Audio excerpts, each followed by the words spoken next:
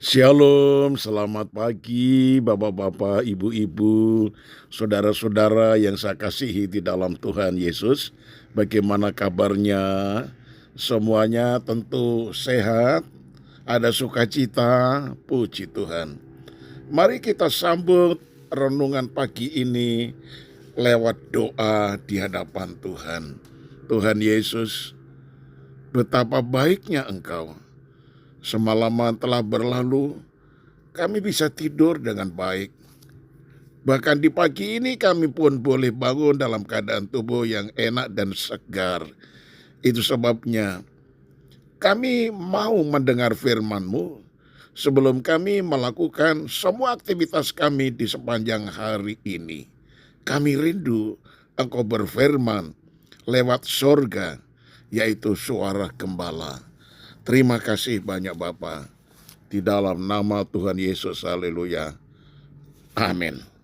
Nah, saudaraku yang dikasihi oleh Tuhan, tema renungan pagi ini yaitu tak pernah ditinggalkan.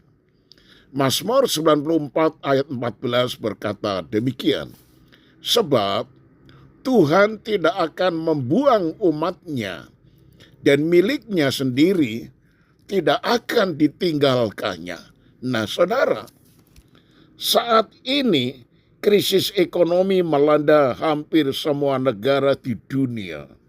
Tidak terkecuali di negara kita juga, keadaan ekonomi membuat negara ini semakin mengalami hal yang sangat-sangat berat. Rakyat dihinggapi perasaan takut dan khawatir tentang kehidupan mereka. Harga-harga kebutuhan pokok kian mencekik leher. Di mana-mana rakyat kecil antri minyak tanah. Belum lagi biaya pendidikan yang semakin melangit. Pengeluaran semakin meningkat, namun tidak diimbangi dengan pendapatan yang sesuai. Sungguh, ini adalah masa-masa yang sukar. Nah, saudara, di sisi lain, para pejabat bergelimang harta dan uang. Namun sedikit demi sedikit mulai terungkap bahwa mereka telah menyalahgunakan uang rakyat dan merugikan negara.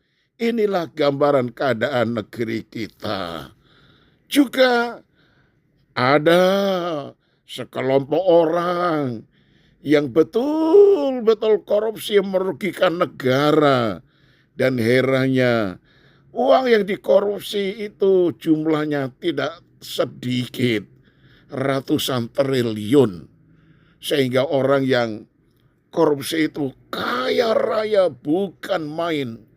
Padahal rakyat setengah mati bekerja membanting tulang, memeras keringat. Ya, hanya dapat sekedar untuk bisa beli nasi sebungkus. Ini namanya zaman edan, saudara-saudara. Ya, itu sebabnya rakyat sekarang sedang bergumul agar supaya Indonesia nanti akan dipimpin oleh seorang presiden dan wakilnya. Semua menteri-menteri yang cinta kepada rakyat, yang memberkati rakyat, sehingga Indonesia boleh aman, damai, sejahtera, dan kecukupan semua kebutuhan rakyatnya. Nah, saudara, bila kita terus larut di dalamnya, akibatnya lebih buruk pasti terjadi, yaitu kita akan mengalami depresi dan stres.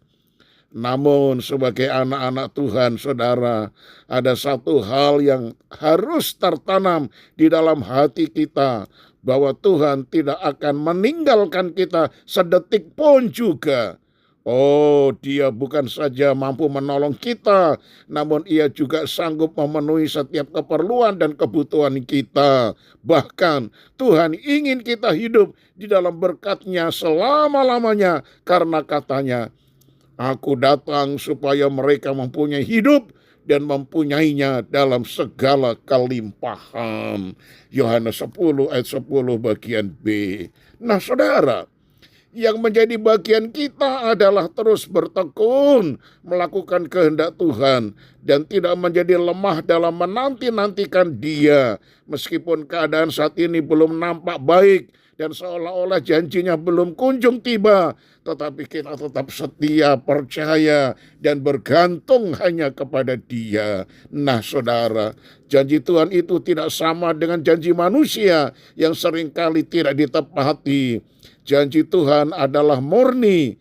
Dia menjadi perisai bagi semua orang yang berlindung padanya. Sebab siapakah Allah selain dari Tuhan? Dan siapakah gunung batu kecuali Allah kita? Mazmur 18 ayat 31 dan 32. Seperti pelangi sehabis hujan, itulah janji setia Tuhan kepada kita. Apabila berlambat-lambat, nantikanlah itu, sebab itu sungguh-sungguh akan datang dan tidak akan bertangguh.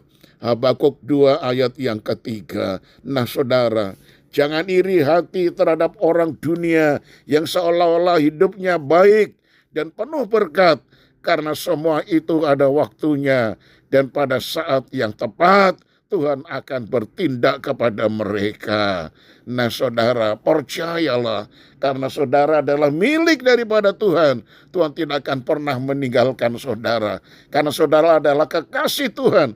Tuhan tidak akan meninggalkan saudara dalam keadaan kekurangan. Karena engkau adalah kekasih Tuhan. Tuhan tidak akan meninggalkan kalau engkau sakit. Dia pasti akan terus menjamah, memberi kekuatan, pengharapan, dan tidak mustahil menyembuhkan saudara. Haleluya. Saya tutup dengan kalimat ini, saudara. Orang benar tidak pernah ditinggalkannya. Maka dari itu peganglah teguh janji Tuhan. Haleluya. Mari kita satu di dalam doa. Tuhan Yesus, betapapun keadaan dunia ini semakin menyulitkan kami, tetapi dunia ini kami sadari bukan tempat kami untuk selama-lamanya. Kami hanya menumpang saja di dunia ini dalam waktu yang tidak terlalu lama. Itu sebabnya ajar kami tidak fokus kepada hidup yang di dunia ini, tetapi fokus kepada hidup kekal yang Tuhan sudah sediakan untuk kami. Karena kami adalah kekasih-kekasih Tuhan. Engkau sudah menyediakan surga bagi kami, tempat kediaman yang kekal untuk selama-lamanya. Itu sebabnya sementara kami masih hidup di dunia ini, Tuhan, teguhkanlah iman kami, selalu menjamah kami, Tuhan, agar supaya kami tetap sehat dan tak kurang apapun juga.